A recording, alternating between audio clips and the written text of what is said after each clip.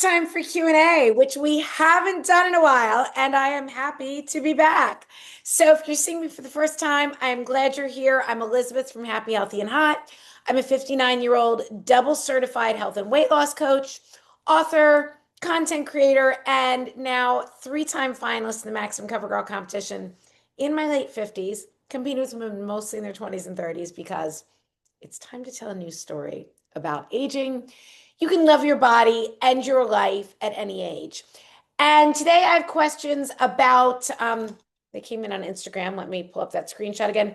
Suggestions for flabby triceps, best cheap breakfast prep, and know I should eat more protein, afraid I'll get bloated. Well, we are not available for bloating or flabby triceps. So let's dive right in. But I do want to point out that I have so many resources for you.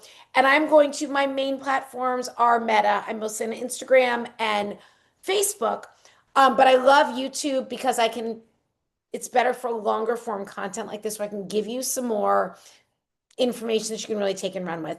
I will drop a link in the caption to my store where you can grab my cookbooks, my journal. There's all kinds of things there. So, because I will be referring to my cookbooks, especially answering these specific questions. So, starting with best cheap breakfast prep. I have so many breakfast prep ideas all over my Instagram page, as well as in my cookbooks. So I've been sharing high protein, low calorie, bikini friendly recipes for 10 years on social media. You can scroll through my Instagram. There are hundreds of recipes there for free. But I realize that's not always super efficient. So I have published two cookbooks, the Happy, Healthy, and Hot cookbook and Happier, Healthier, and Hotter. And they'll both be linked in the caption, but those cookbooks both contain some egg bake recipes and my signature egg bites, which are better than Starbucks. These are great high protein, low calorie meals that you can make ahead and then make multiple servings. So great for prepping breakfast. The egg bakes are incredible. I have recipes there's a sausage egg bake where you make it using turkey sausage that you actually make. It's super clean, so simple. All my recipes just have a handful of ingredients that is so satisfying. So turkey sausage egg bake, got spinach artichoke egg bake, apple cinnamon, cheeseburger egg bake. The list goes on and on. Same thing with the egg bites that are super customizable. So you can find those recipes on my Instagram page or check out my cookbooks. Other ideas. Doing different protein bowls, taking something like Greek yogurt. I do have a specific recipe in my cookbooks and on my page for a peanut butter protein bowl where I take Greek yogurt and then powdered peanut butter, which is a great way to get that peanut butter taste and deliciousness without so many calories. So it's going to be higher in protein, lower in fat. Mixing the Greek yogurt and the peanut butter powder together, throwing in a few extra things to make it really extra creamy and delicious. That's amazing. You can top it with fruit. Cottage cheese is a great one. And those protein bowls also, you can make a bunch of them ahead, store them in glass containers in your fridge, grab and go, maybe grab a piece of fruit and you're set. Slice of a banana on top of the peanut butter protein bowl. Oh my gosh, is that ever good? Also, not as make ahead, but so simple. You can do protein shakes without any expensive protein powder. So simply taking something like cottage cheese, I don't care about, doesn't matter if you don't like the lumps because they won't be in here. Cup of 2% cottage cheese has around 28 grams of protein, 160 calories. That's incredible. Throw that in the blender with some frozen fruit. Blueberries are amazing. Sneak a little frozen cauliflower. You won't taste it for some added fiber. A little sweetener. Blend that up. Just add maybe vanilla extract, other flavorings. A splash of water to blend. You don't need nut milks and oat milk and any of that shit. It's just going to make you a little bloated. And no, not a lot of nutritional value there. Blend that up. It's going to taste like a cheesecake. So satisfying and delicious. You can kind of have the ingredients ready the night before, throw that in the blender, and you are ready to go. So many ideas for cheap breakfast prep that is also amazing for you because obviously that's the message here. Next question about flabby triceps.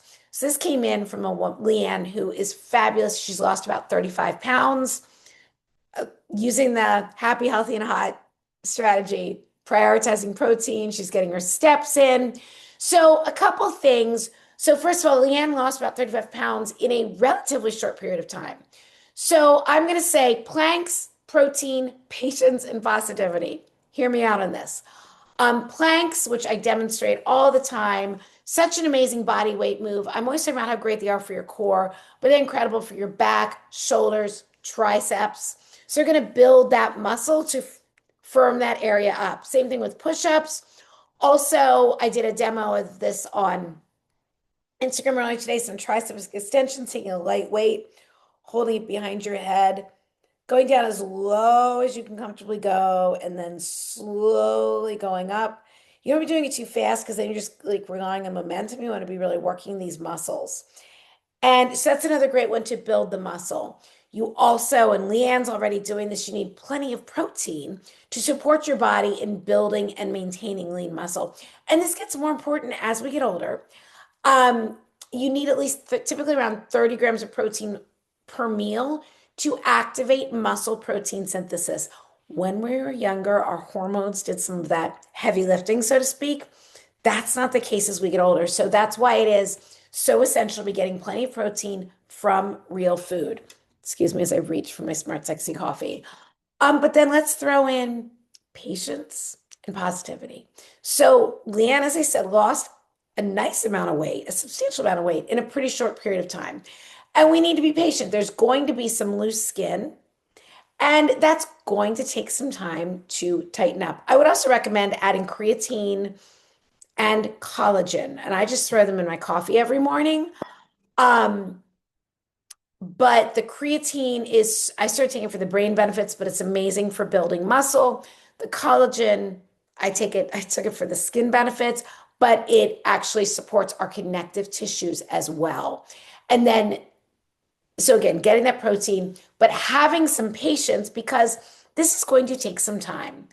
And remaining positive, knowing that as you're taking these actions, Leanne has already seen that as she's made these changes, the weight has come off, it's stayed off. So it's just remaining positive and optimistic that these small actions done consistently compound over time, yielding amazing results. And Leanne, your results are already amazing, and they're just going to keep on getting better.